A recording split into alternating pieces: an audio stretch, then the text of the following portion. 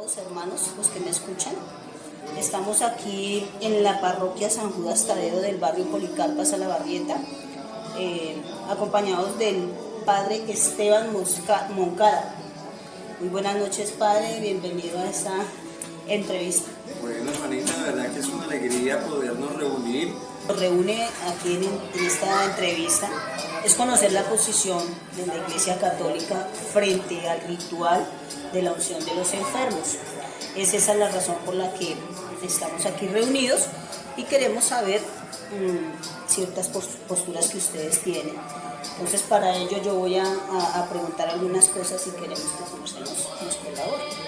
Entonces, conocemos que existe un ritual y ustedes hacen una visita y comunión de los enfermos. ¿Esto cómo es? Algo que me llamó mucho la atención dice: cuando sea necesario oír al enfermo en confesión sacramental, el sacerdote, si es posible, irá al enfermo antes de celebrar la unción. En el caso de que el enfermo haya de confesarse durante la unción, lo hará al principio del rito. Pero cuando no haya confesión dentro del rito, hágase el acto penitencial. ¿Esto qué quiere decir? Bueno,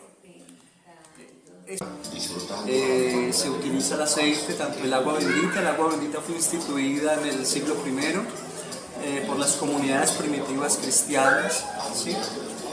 Y el aceite también se ha utilizado desde siempre, desde los propios apóstoles que utilizaban el aceite para sanar a todos los enfermos. Muy bien.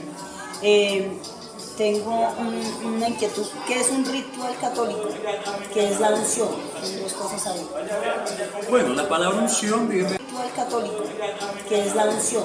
Son dos cosas ahí. Bueno, la palabra unción viene en el proverbio ungir, ¿cierto? O sea, que es aplicar, o sea, derramar, sea en la cabeza, sea donde sea, ¿sí? Es lo mismo, ¿sí? Ungir y derramar o aspergar es lo mismo, pero que se hace sobre la persona, ¿sí? Sobre la persona, sobre ese ser humano, ¿cierto? Y la palabra ritual proviene de la tradición, o sea, la Iglesia Católica que está dividida en muchas ramas, porque no solamente la Iglesia Romana. La Iglesia Romana en su historia ha tenido muchas divisiones, ¿sí? Por ejemplo, hasta el año 1054 solo existía una iglesia, la Iglesia Católica, ¿sí? Pero en el año 1054 la Iglesia de Oriente, lo que es Irak, Turquía, Rusia, Ucrania, Prusia, todos los países de Oriente, tuvieron división con el obispo de Roma y hubo una división completamente, ¿cierto? Para el año 1460, el rey Enrique VII se dividió, la Iglesia de Inglaterra se dividió de la Iglesia de Roma. Entonces lo que ha querido la Iglesia en toda su existencia es unificar la tradición de todos, para que todos pues hagamos lo mismo, ¿cierto? Porque a veces lo que quiere el Papa y lo que nos dice nuestro pastor y nuestro guía, ¿cierto? Es que debemos, cada que unjamos, cada que oremos, hacerlo con el corazón. No solamente porque lo diga un libro, ¿no? Muchos sacerdotes, nosotros no utilizamos libros, ¿sí? La Iglesia tiene en totalidad más de 25 ritos. Sí, ritos tridentinos, bizantinos, coptos, latinos, griegos, etíopes, tienen diferentes ritualidades. La Eucaristía no solamente se celebra así de frente como la gente acostumbra a ver, no, ustedes por ejemplo van a Jerusalén, al lugar exacto donde murió Jesús, al lugar exacto, y allá la misa se celebra de espaldas. Entonces son ritos que la Iglesia ha intentado unificar, pero que por tradición se le da esa autonomía a cada diócesis, a cada obispo, para que disponga de cómo lo hace. Yo en mi caso, por ejemplo, aquí está el ritual de la unción a los enfermos, porque está la unción y está la extrema unción, que son dos cosas diferentes, ¿sí? Y yo cuando llego a visitar a un enfermito, yo simplemente cierro los ojos y siento esa presencia de Dios y le pido de corazón que bendiga a esa persona, que lo acompañe, Señor Santo, Espíritu Santo, derrama tu fuerza sobre este esta criatura que está necesitando. Entonces, la ritualidad varía un poco, ¿sí? Varía un poco. Muchos padres son muy estrictos con la Santa Misa y lo que diga el libro y lo que diga la rúbrica, ponga las manos así, súbalas, bájelas, siéntese, párese. Entonces, esa es la diferencia de todos los padres, ¿sí? Que muchos son alegres, les gustan los cantos, alegría, felicidad, uy, qué chévere, qué bacán. Hay otros padres que no, que les gusta conforme dice el rito, ¿cierto? Pero pues todo va pues en el carisma y en el amor que cada uno le ponga. Muy bien. Y ahí con esta última parte me está dando una respuesta a cómo se realiza, me está diciendo, no sé, cómo lo hace. Claro, la unción de los enfermos, la unción se le da a cualquier persona, puede ser a los niños, puede ser a los adultos, a los ancianos, o sea, la unción se da expidiéndole la fuerza al Espíritu Santo, porque Él es fuerza de Dios, lo que nos sostiene a nosotros en la fe y en el amor y en todo lo que tenemos y somos, ¿cierto? Y cualquiera lo puede recibir, que es una oración que hacemos sobre esa persona, ¿cierto? No importa la edad, ¿sí? Pero la extrema unción se da en el momento en que la persona, por cuestión de una enfermedad terminal, un cáncer, supongámoslo así, ya están las últimas, ya el médico se nos acerca, se le acerca a la familia, bueno, busquen un sacerdote para que unja y para que lo despida. Entonces se llama la extrema, o sea, el extremo, o sea, el final, el extremo, o sea, de la vida, la despedida para esa personita. Entonces, pues, ese es un sacramento importante para la Santa Iglesia, que sí es necesario. Pero la unción, por ejemplo, mañana en la Eucaristía de 12 del mediodía celebramos el rito del exorcismo acá en nuestra parroquia, del barrio Policarpa. Iba a preguntar, el exorcismo. Y lo vamos a celebrar de esa manera, se unge a todas las personas que vienen con diferentes situaciones de brujerías, maldades, maleficios, entierros, conjuros, rezos. Y yo como exorcista, porque hice el curso de demonología en la Regina Apostolorum en Roma, tengo el permiso por el señor obispo de realizar el rito del exorcismo sobre jóvenes y personas que se encuentran muy mal acá. ¿Qué es el viático? Bueno, la palabra viático, ¿cierto? Proviene de la palabra la vía, o sea, el camino, ¿sí? Jesús en la última cena, ¿sí? Porque pues nosotros no haríamos nada si no aparece en la Biblia, pues ahí debe aparecer. Entonces la Eucaristía se celebra desde los propios apóstoles, desde la propia tradición católica, desde los primeros siglos. Recordemos que la palabra viático, vía, o sea, es la institución de la Santa Eucaristía que Jesús nos dejó para entender de que quien come el cuerpo de Jesús, quien lo come, o sea, así Él lo manifiesta y es muy textual, quien come mi cuerpo, porque mi carne es verdadera comida y mi sangre es verdadera bebida, ¿cierto?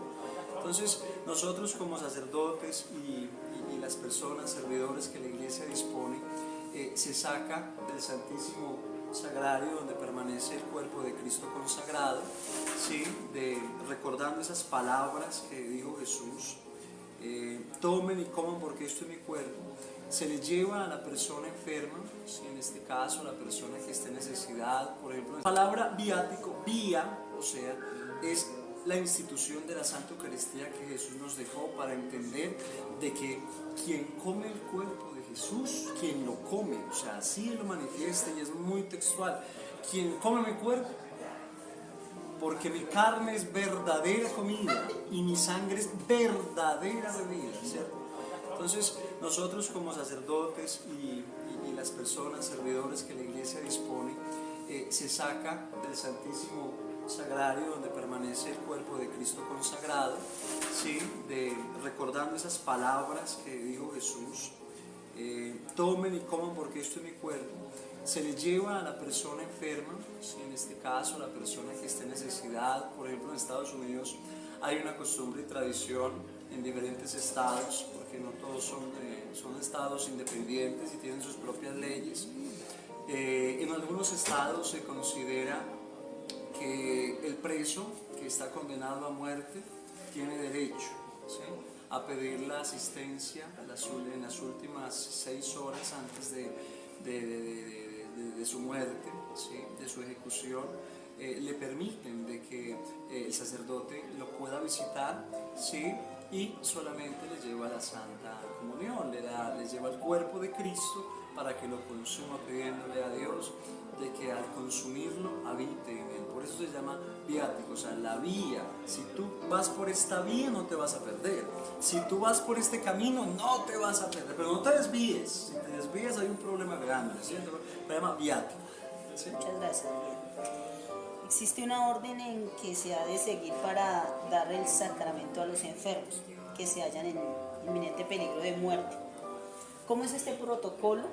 Pero yo quiero que me diga, primero que todo, ¿cuáles sacramentos celebra la Iglesia? ¿Cuáles son los sacramentos que se imparten siempre? Bueno, el primero que todos conocemos es el mandato de Jesús y es claro: vayan y bautícenlos a todos en el nombre del Padre, del Hijo y del Espíritu Santo.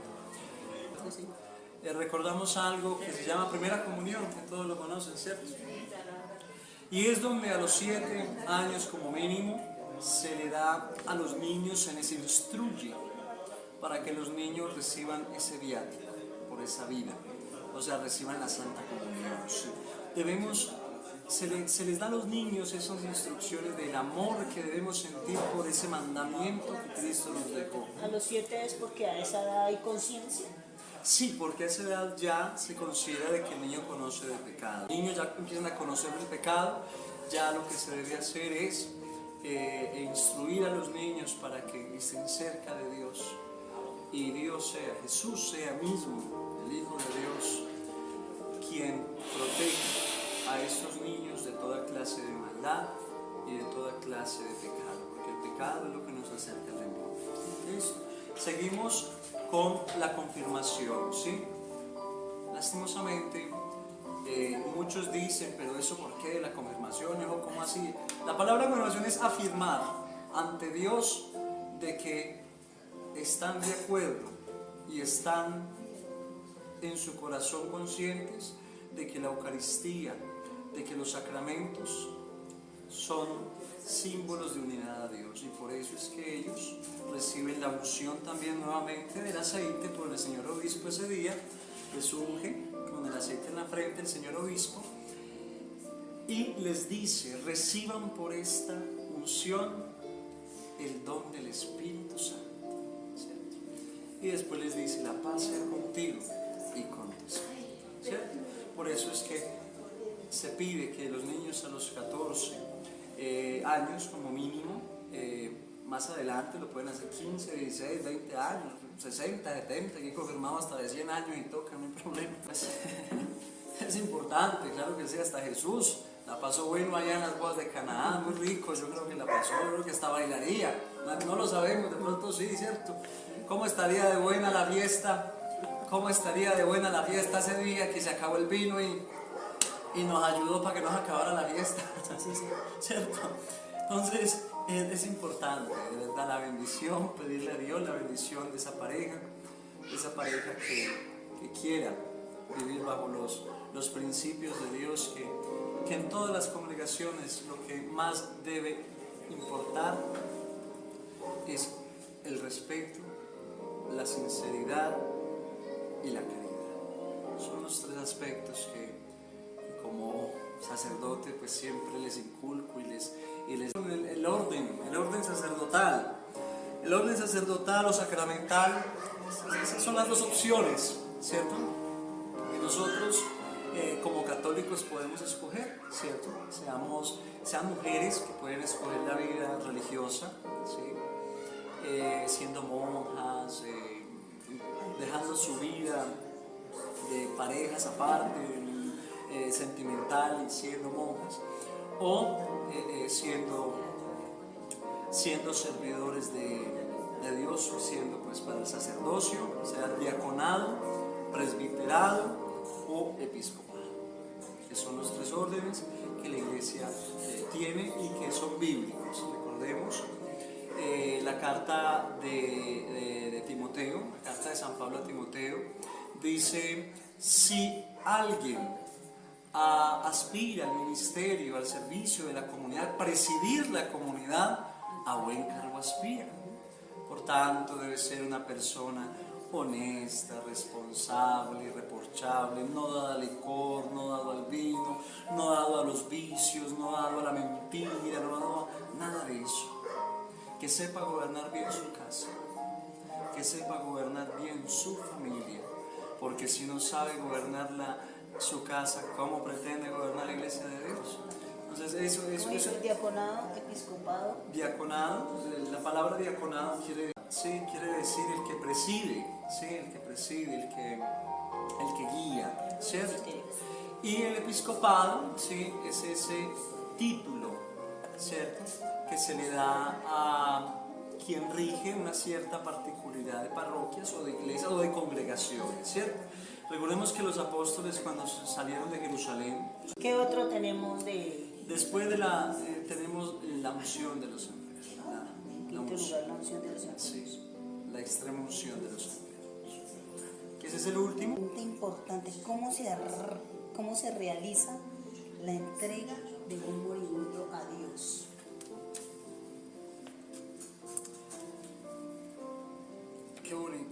Qué bonita pregunta, ¿sabes?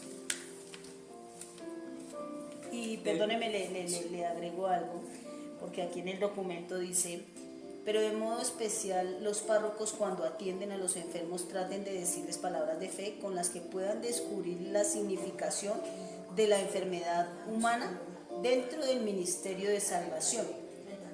¿Qué tendría que ver el tema de la unción o que no se le aplique o se le aplique con la salvación en un enfermo, un creyente? Bueno, es muy bonito el documento, ¿cierto? Simplemente son pautas, son recomendaciones que nos dan, ¿cierto? Son recomendaciones. Lastimosamente, nadie llega al cielo, ni nadie conoce la salvación si no ha renunciado al pecado.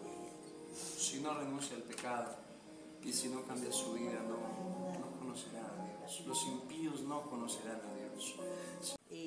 Algo que me llamó mucho la atención dice: cuando sea necesario oír al enfermo en confesión sacramental, que el sacerdote, si es posible, irá al enfermo antes de celebrar la unción. En el caso de que el enfermo haya de confesarse durante la unción, lo hará al principio del rito. Pero cuando no haya confesión dentro del rito, hágase el acto penitencial. ¿Esto qué quiere decir? Bueno, le dijo Pedro: sobre esta piedra edificaré mi iglesia. Y te digo, todo lo que desates en la tierra quedará desatado en el cielo, pero todo lo que no desates en la tierra no quedará desatado en el cielo. Quiere decir, lo que tú perdones, pero que sea de corazón, que veamos el arrepentimiento, Dios lo recibe con amor, pero Dios no recibe hipocresía. O sea, entiendo, es fundamental que el enfermo, cuando hace el acto de confesión, a la hora del ministro, darle como ese perdón. Él está alcanzando esa salvación. Ahí está el punto, sí. Cuando yo escucho la confesión, y eso es muy importante, yo escucho cuando me dicen, Padrecito, es que me acosté con tal mujer y le fui infiel a mi Señor. ¿Y con quién? No, qué pena, Padre, pero pues, qué pena, yo le cuento el milagro, pero no le digo el santo, no. Yo realmente sé que está mal y yo pido perdón a Dios, porque no es a mí, ¿no? Por eso es que en los confesionarios de las parroquias hay unos confesionarios, ¿cierto? Que son cajoncitos de madera donde uno no ve a la persona ni él lo ve a uno, ¿cierto? Se está en secreto, porque algo que tenemos nosotros los sacerdotes se llama el secreto bajo sigilo, un secreto que nosotros no podemos revelar, no lo podemos revelar, pero no podemos coger de la confesión como algo que se haga porque se tenga que hacer, ¿no? La confesión es más bien un consejo que uno le va a pedir al Padre. estoy fallando en esto, ya no siento esto por mi esposa, no sé qué hacer, siento atracción por esta mujer, por un vecino, bueno, ¿qué debo hacer? Entonces, procuramos dar ese consejo, no solo como sacerdotes, sino como amigos. Y ya para terminar, porque en el trayecto ha venido contestando prácticamente las otras preguntas que tenía. ¿Qué pasa si un católico, un creyente católico, teniendo la oportunidad de confesarse y se enfermó y no recibe la unción de los enfermos? Entonces, ¿qué pasa con esa alma? Si sucede un caso así, ¿qué pasa con esa alma? Bueno, mi corazón, yo te voy a ser muy sincero, sí, creo que soy sincero con todo. Yo recuerdo en esa pregunta tuya, recuerdo a doña, ¿cómo se llamaba ella? Doña Berta, recuerdo a doña Berta, ella era la mamá de Pablo Escobar. Y recuerdo que cuando Pablo Escobar murió, cada 8 días, en una parroquia en Medellín, le mandaba a celebrar misas. Cada 8 días. Doña Berta. Sí, doña Berta, la mamá de Pablo. ¿Pero antes o después de muerto? Después de muerto, hasta que ella murió, que 20 años después que ella murió. Entonces, ¿cómo se puede creer que un alma, una vida que dio Dios, y que sabiendo Dios las cosas y él sabiendo lo que estaba haciendo de mal, tantas vidas que acabó, tantos jóvenes que mató, tantas personas, vidas que dañó, cómo pretender de que una persona de estas va a llegar al reino de los cielos en el pecado en que murió y que nunca quiso arrepentirse y cambiar su vida? ¿Sí? O sea, nadie gana indulgencias con Padre Nuestros ajenos, nadie. Y si uno no cambia su vida, si uno no recurre a Dios, si uno no se sienta y es consciente con uno mismo, hacer una iglesia, sea la que quiera, así, pero sea un monte, un bosque, suba a Monserrat y baje a otro monte y sienta allá solo donde nadie lo vea, donde nadie lo escuche. Que el único camino que conduce al Padre es Cristo. Pero me queda una pequeña inquietud. Su merced ahorita me dijo algo respecto al verdadero arrepentimiento de un alma cuando se va. Y la señora Berta oraba por Pablo. Sí, pero realmente, ¿cómo va a pretender que él llegue al cielo? No, realmente. Y entonces ahí tengo una inquietud. Mira, ¿sabes? Hay una lectura que a mí me gusta mucho, que es la carta a los Corintios, la segunda carta a los Corintios, que me gusta mucho porque fui 3 años capellán de Capillas de la Fe acá y enterré muchísimos muertos, los que usted se quiere imaginar. Y hay una carta que siempre me gustaba y me sentaba y miraba y leía, dice: porque tarde o temprano debemos comparecer ante el tribunal de Cristo, para que según nuestras obras, buenas o malas, merezcamos o salvación o condenación. Y es una realidad. ¿Sabes? Quiero terminar con esto.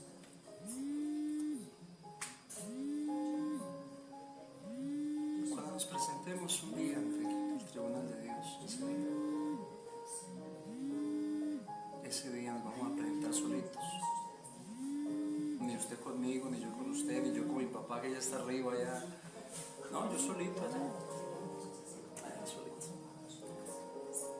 Y lo único que Dios nos juzgará, seremos juzgados en algo. Santa Teresa, una santa de la iglesia, decía una frase muy linda, y me gustan las frases, y sea la frase que sea, pero desde que nos ayude a nuestra espiritualidad y a cambiar nuestra vida para bien, yo la recibo con cariño, sea de Buda, sea de que sea. Pero si yo la recibo, si yo veo que me va a ayudar para mi vida, yo voy a ser feliz, porque la voy a hacer. Y Santa Teresa decía: porque al atardecer de nuestra vida seremos juzgados en el amor. Y es verdad, Dios allá en el cielo nos juzgará por si fuimos buenos hijos, buenos hermanos, buenos amigos, buenos vecinos, buenos esposos. Allá yo no me voy a presentar ni con mi abuela, ni con mi abuelo, ni con mi tío, ni con mi... solito.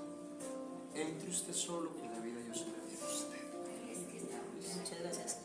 No quería terminar, no quiero irme sin una inquietud que me queda respecto a esas oraciones o las misas que se hacen después de que la persona ha muerto, o sea, al alma bendita le llaman ustedes. ¿De qué sirve eso? No, Sí. no.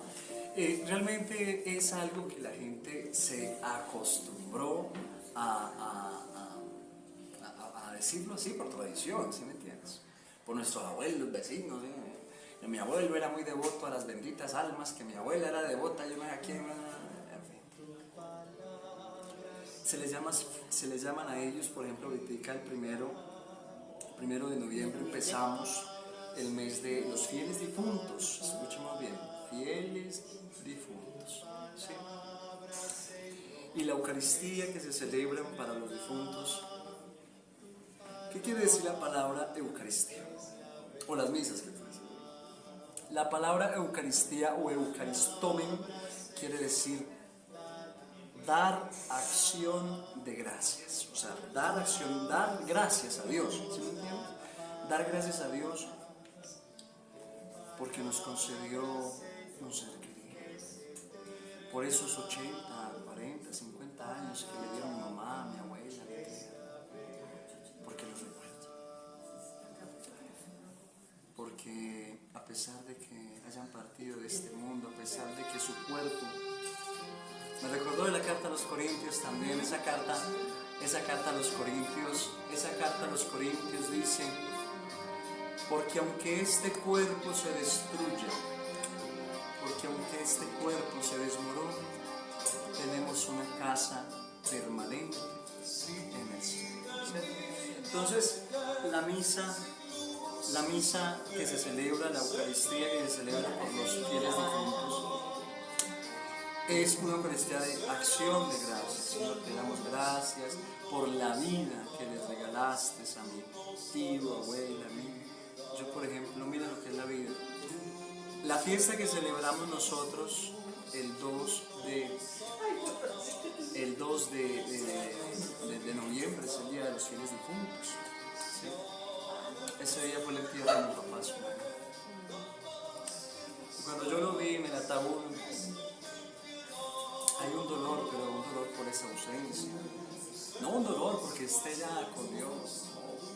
Bueno, es mi fe y lo que yo espero y pienso es que ya estará gozando del cielo. Cuando yo lo veía, yo le di gracias. Señor, te damos gracias. Señor, te doy gracias porque me diste un papá que me enseñó a que a pesar de que muchos lo odian por lo que fue. Muchísimas gracias, ministro Esteban, por darnos esta oportunidad de esta entrevista. Hemos conocido la posición de la Iglesia frente al tema de la unción de los enfermos, y para nosotros es importante saber qué era lo que pensamos. Y a los hermanos agradecemos por la atención que nos puedan prestar. Esperamos que esto que hemos conocido nos sirva para nuestros estudios. Hay cosas que a veces uno no conoce, y lo que decía ahorita Esteban hace un rato, la gente habla de lo que no sabe. Entonces cuando uno hace así, pues se confunde y se equivoca, comete error. Claro.